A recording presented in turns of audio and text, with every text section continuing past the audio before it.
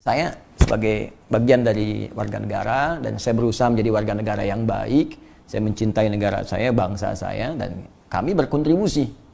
Salah satunya ketika ini mulai merebak banyak, saya bahkan ke belakang itu lama berkonsentrasi untuk meriset ayat-ayat Al-Quran, hadis terkait dengan penanganan wabah. Sampai saya buat diagram juga, saya kontak beberapa ilmuwan juga, teman-teman dari dokter, dari macam-macam, bahkan ini seperti diagram ini ya, tapi saya belum bisa publish ya, tapi sebagian sudah saya sampaikan ke beberapa perwakilan pemerintahan juga untuk kita share, mungkin bisa kita tangani dengan baik. Ini lengkap sekali dari Al-Quran, dari hadis itu, dari mulai infonya tuh. Ya, kalau saya baca di media, Bill Gates sudah bahasa media itu meramalkan ya dari sejak 2018, 2017 akan terjadi virus begini. Nabi itu sudah menyampaikan, bukan ramalan lagi, wahyu sifatnya. Menyampaikan dari sejak zaman kehidupannya 15 abad yang lalu, Anda bayangkan 15 abad. Ya, ini keterangan ini nanti Anda temukan di beberapa kitab, di antaranya ini saya kopikan nih. Ada kitab bagus namanya Al-Fathur Rabbani fi Tartibi Musnad Ahmad ibn Hanbal Asy-Syaibani. Ya, Al-Fathur Rabbani fi Tartibi Musnad Imam Ahmad ibn Hanbal Asy-Syaibani, halaman 202 sampai 206. Ya, saya hafal karena saya kaji terus gitu ya. Itu langsung babnya, bab tentang wabah, abwabut ta'un, wal wabah. Bab tentang penanganan wabah.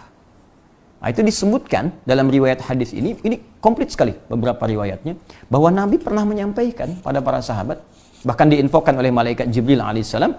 Ini saya bacakan salah satunya di halaman 204. Ya, hadisnya dari Abi Usaib ya radhiyallahu taala anhu, qala Rasulullah sallallahu alaihi wasallam, atani Jibril alaihissalam bil humma wat ta'un. Ya, fa amsakatil humma bil Madinah wa arsalatut ta'un ila Syam. Ya. Fat ta'unu syahadatun li ummati wa rahmatun lahum wa rijsun. Ya, rijsun 'alal kafirin. Baik, ini paling menarik sekali. Jadi kata Nabi, Jibril itu memberikan info. Akan nanti satu masa akan tiba demam. Ya, yang melanda satu kawasan. Kemudian wabah yang melanda juga kawasan yang lain. Yang paling menarik akan memakan banyak korban dari kalangan umatmu ya Muhammad SAW. Maka yang ini diinfokan, nanti demam itu akan terjadi di Madinah, kemudian wabahnya terjadi di Syam. Ya, sepeninggal Nabi itu. Syam itu sekarang 4 negara. Jadi ada Jordania, ada Lebanon, ada Palestina, ada Syria. 4 negara ini. Persis 8 tahun setelah Nabi wafat, Nabi kan 10 tahun di Madinah ya. Di tahun 10 Hijrah, beliau kemudian meninggal dunia. Tahun 18 Hijrah, itu terjadi betul. Wabahnya di Syam, di Awamis namanya. Jadi kalau Anda googling, ya Anda cari misalnya googling, ya tulis pakai bahasa Arab, Awamis begini. Awamis. Ini satu distrik di Palestina yang dikooptasi Zionis sekarang. Nih, Awamis. Kisahnya viral. Viral sekali. Di kitab hadis, kitab sejarah ada semuanya. Jadi kejadian wabah menyebar pada saat itu. Nah, saat menyebar ini, maka para sahabat berkoordinasi semua. Ini zamannya Umar bin Khattab radhiyallahu taala anhu. Ini zamannya Umar bin Khattab. Jadi Umar itu rapat dengan sahabat Abdurrahman bin Auf, ya, Ubaidah al-Jarrah, ada Mu'adz bin Jabal, minta pendapat semuanya. Ya.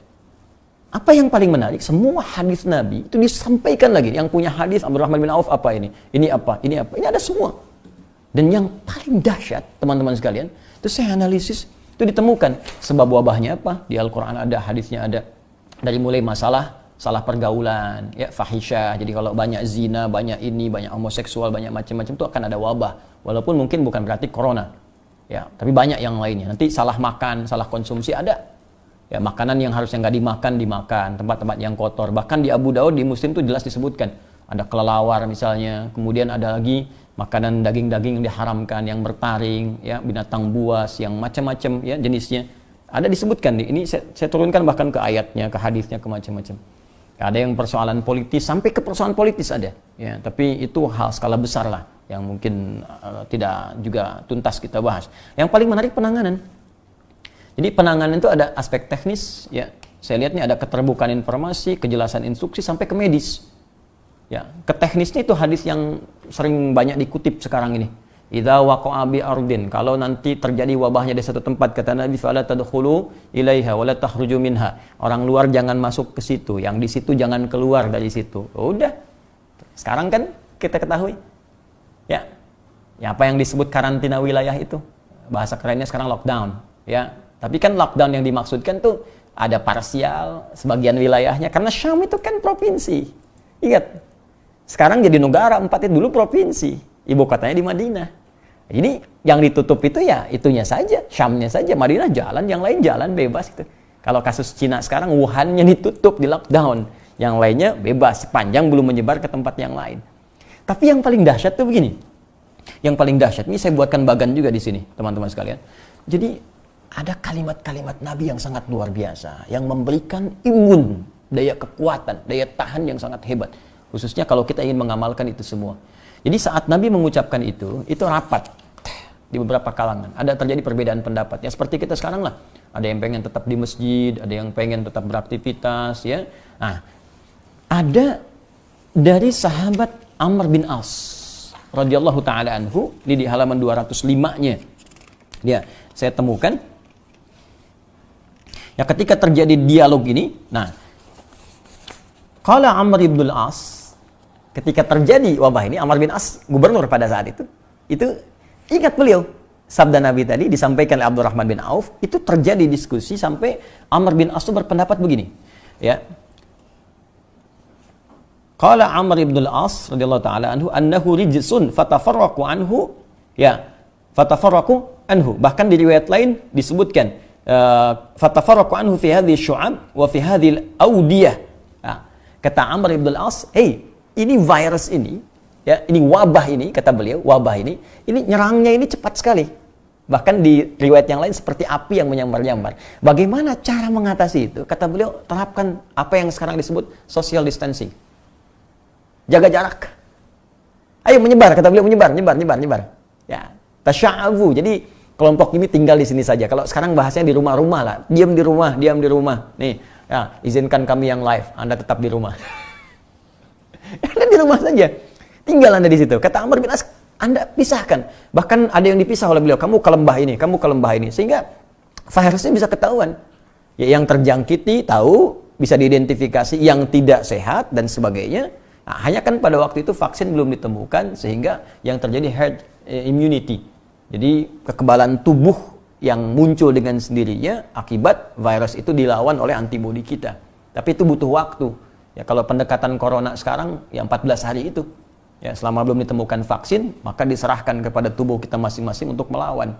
Bagaimana bisa melawan itu kalau kita sanggup mengatasinya? 14 hari hilang, bahkan imun bertambah, jadi lebih kuat ya setelah itu. Nah, korbannya banyak pada masa itu. Ya, ada sekitar ada yang menyebut 20.000, ada 25.000, tapi karena social distancing diterapkan ketat sekali. Ya, tapi supply diberikan, makanan dikasih, terus dikasih info, penyebarannya akhirnya apa? Terhenti wabah itu. Tapi disiplin, jangan keluar. Di tempat yang aman silahkan ibadah, tapi jangan keluar. Diam di sini, menyebar semuanya. Semua disiplin sekali. Nah, tapi ada hal yang belum selesai. Bagi Anda yang tidak kena atau belum terjangkiti atau alhamdulillah sampai saat ini kita merasa sehat dan baik, kita waspada. Ya, dengan baik, jaga kesehatan. Tapi kan ada di antara dua golongan yang mereka sedang berjuang. Satu, yang terkena virusnya bahkan positif. Dan kita berusaha hadir bersama mereka, minimal kita doakan. Allah sehatkan, Allah angkat penyakitnya. Kemudian juga yang paling kita bisa lakukan, kita bersinergi. Ya, kita bersinergi, berikan mereka kekuatan-kekuatan. Saya bahkan mengusulkan ke beberapa pemerintah di daerah, ayo kami dilibatkan, para ustadz ini. Kalau perlu, rekam video kami. Kami kirimkan kepada teman-teman yang di rumah sakit, ya, yang terinfeksi dan sebagainya. Kita berikan semangat supaya kita hadir bersama mereka. Ini saatnya kita bersatu. Bukan saling nyalahkan, saling ini. Apa yang Anda kerjakan? Anda ini negarawan sejati atau ingin bikin ulah di negeri sendiri? Jangan-jangan Anda cuma numpang hidup di Indonesia untuk mengakibatkan kekacauan. Kita cintai bangsa kita, cintai saudara kita. Saat ini kita sedang melampaui batas-batas semua sekat. Kita sekarang hadir untuk bersatu mengatasi semua hal yang sedang kita hadapi saat ini. Maka apa motivasi dari Nabi sallallahu alaihi wasallam? Ini hadisnya ada juga di sini dan saya sertakan juga. Ini lengkap ini. Ini saya tidak main-main. Apa yang saya tuliskan di sini, kemudian yang saya buat diagram ini sudah dipraktekkan di hampir semua negara yang terjangkiti. Saya terima dokumen juga 20 halaman, 20 lembar tentang bagaimana di Italia, bagaimana di Inggris, bagaimana Korea bisa menekan sampai sekarang, bagaimana Vietnam yang zero tingkat kematiannya, bagaimana Singapura juga dan sebagainya. Ya, bahkan saya terima juga panduan dari Cina sepertinya. Saya pelajari, saya amati dan semua tidak keluar dari petunjuk Nabi sallallahu alaihi wasallam. Nah, pada dua golongan tadi yang sekarang tengah diuji, baik yang positif, ODP atau PDP yang sungguhnya belum tentu terkena itu, perhatikan hadis Nabi sallallahu alaihi wasallam berikut ini dari Sayyidah Aisyah radhiyallahu taala anhu. Nah, saya bacakan hadisnya teman-teman sekalian. Di sini ada di halaman 204. Ya, saya sudah menghafal hadisnya riwayat Al-Bukhari, cuma kadang-kadang kan ada yang bertanya itu referensinya mana, maka saya bawakan. Ini bisa kita bacakan. An Aisyah radhiyallahu taala anha, dari Ummul Mukminin Sayyidah Aisyah, semoga Allah menyayangi beliau dan kita mencintai sebagai ibunda kita orang beriman, annaha akhbarathu annaha sa'alat Nabiy sallallahu alaihi wasallam, bahwa mengabari Sayyidah Aisyah itu kepada Yahya bin Ya'mur bahwa beliau pernah bertanya kepada Nabi sallallahu alaihi wasallam anit ta'un, tentang wabah. Bagaimana kalau terjadi situasi wabah? Fa akhbaraha an-nabiy sallallahu alaihi wasallam, maka beliau menyampaikan, Nabi sallallahu alaihi wasallam, annahu kana 'adzaban yab'athuhu Allah 'ala man yasha', bahwa ini pernah diturunkan oleh Allah pada umat sebelum Nabi Muhammad sebagai hukuman karena menantang wabah. Jadi dulu pernah ada umat yang menantang kepada Allah, turunkan wabah. Maka Allah turunkan di zaman dulu, ya, sebelum zaman Nabi sallallahu alaihi wasallam. Itu ada juga redaksi untuk wabah itu ada 3, ya. Ada wabah, ada ta'un, ada rijsun. Ya, itu kita temukan misal di Al-Baqarah ayat ke 58 59. Ya, 58 59, ya, paling kanan sebelah atas di pojok itu, ya. Wa idz qulna dkhulu hadhil qaryata ya fakulu minha haythu syi'tum ragadan wa dkhulul baba sujada. Ya waqulu hittatun naghfir lakum khatayakum wa sanazidul muhsinin. Fabaddala alladhina ghayra alladhi qila lahum, ya, fa anzalna minas sama'i rijsa.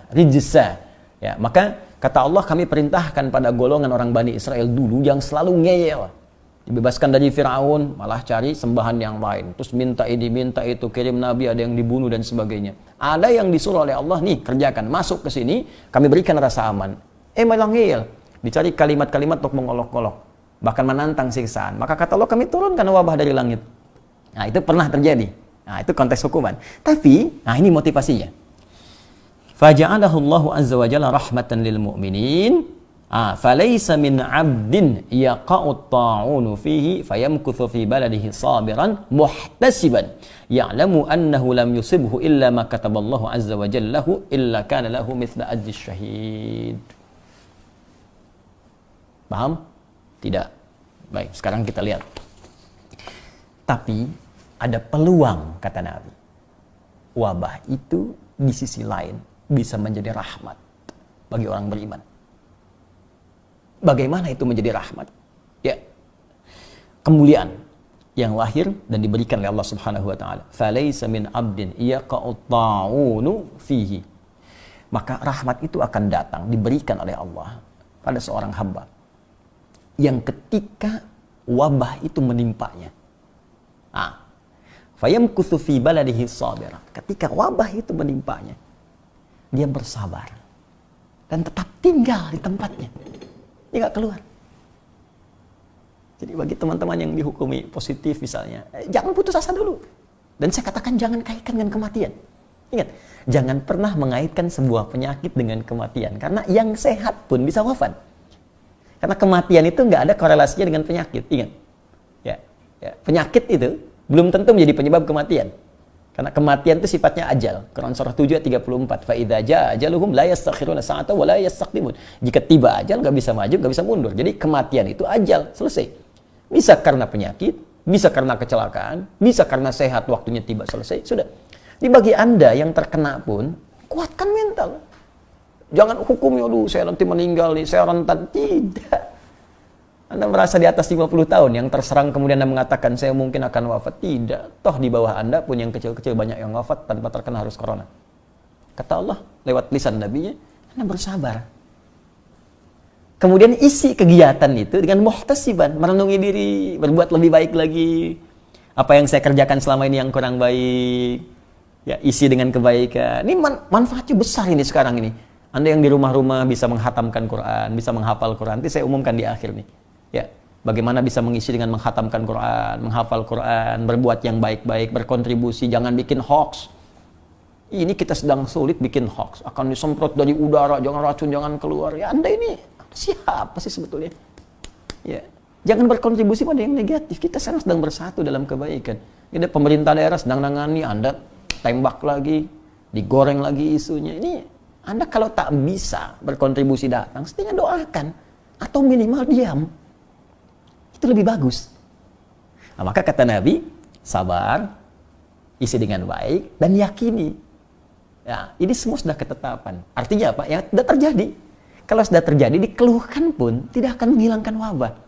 Jadi daripada Anda mengeluh tidak menjadi solusi, lebih baik kita sabar, hadapi pola makan yang sehat, yang kuat, olahraga, optimis, isi dengan banyak membuat hal-hal yang baik dalam kehidupan. Maka apa yang terjadi?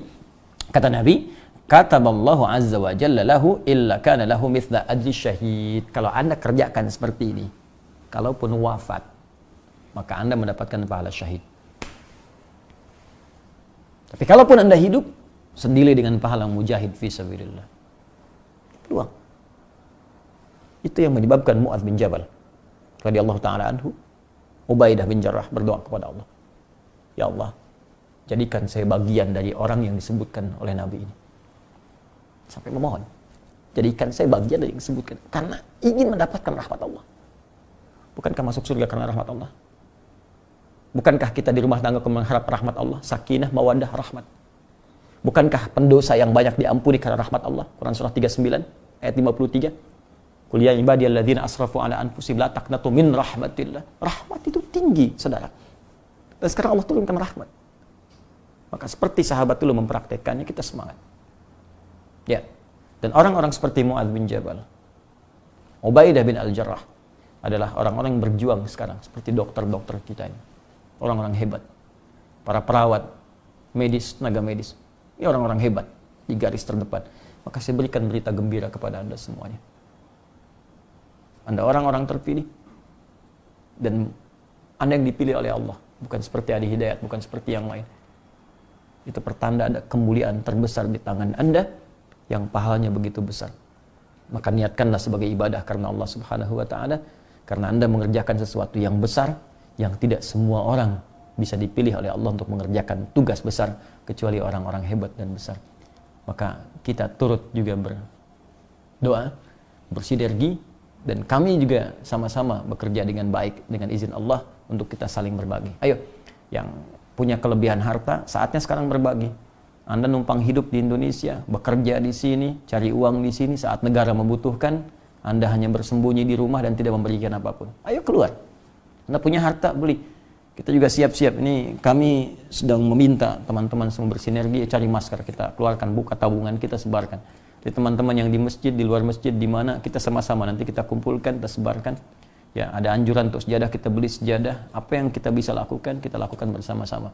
Bersama Allah kita bisa mengatasi semua hal-hal yang sedang kita hadapi saat ini.